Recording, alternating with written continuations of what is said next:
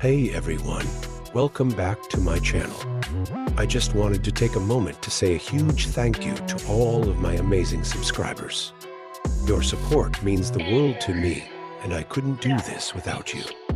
If you're new here, make sure to hit that subscribe button and join our awesome community. Let's dive into today's video. In the quiet town of Mount Clemens, Michigan, there stands an old Victorian house on Cass Avenue, known to the locals as the Blackwood Mansion. For decades, it had been the subject of whispered tales and furtive glances, its once grand facade now cloaked in ivy and shadow. The house had been empty for years, ever since the tragic night when the Blackwood family vanished without a trace. The Blackwoods had been prominent figures in Mount Clemens, known for their wealth and philanthropy. But one stormy night in 1923, the entire family, parents, 3 children, and their elderly grandmother disappeared, leaving behind a fully set dinner table and a house eerily untouched. No bodies were ever found, and no one had a clue what happened to them. Over the years, stories circulated about strange lights in the windows, ghostly laughter, and the sound of footsteps echoing through the empty halls. One autumn evening, a curious historian named Emma decided to investigate the mystery of Blackwood Mansion. Fascinated by local legends and unsolved mysteries, she felt drawn to the house. Armed with a flashlight, a notebook, and a camera, she entered the mansion just as the sun dipped below the horizon, casting long, eerie shadows across the grounds. Inside, the house was surprisingly well preserved, the air heavy with the scent of old wood and forgotten memories. Emma wandered through the grand foyer, her footsteps echoing on the marble floor. She explored the drawing room, where the faint outline of the Blackwoods' last meal still lingered on the dining table. As she made her way upstairs, the air grew colder, and she felt a chill run down her spine. In one of the bedrooms, Emma found a dusty old diary lying on a nightstand. It belonged to Lillian Blackwood, the eldest daughter.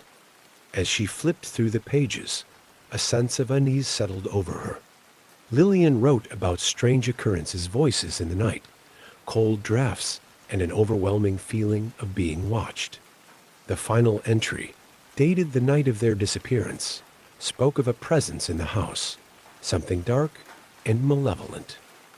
Just as Emma finished reading the diary, she heard a faint whisper behind her. She turned, but no one was there. Her flashlight flickered, and the temperature dropped even further. Suddenly, the door slammed shut, and she was plunged into darkness. Panic surged through her as she fumbled for the flashlight, but it refused to turn on.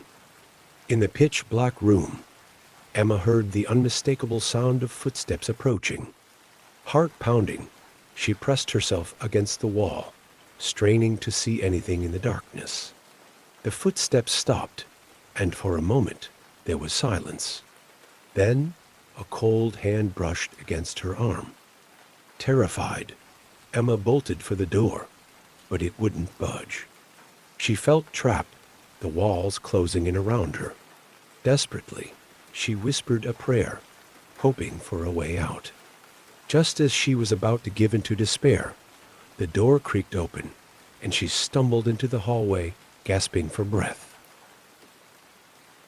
She didn't stop running until she was outside, the fresh air filling her lungs.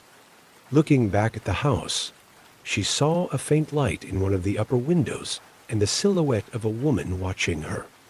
Emma knew then that the Blackwood Mansion was more than just a haunted house. It was a prison for restless spirits. Shaken but determined, Emma vowed to uncover the truth behind the Blackwoods' disappearance and the dark force that still lingered in the house. But deep down, she knew that some secrets are meant to stay buried, and some ghosts are never truly laid to rest.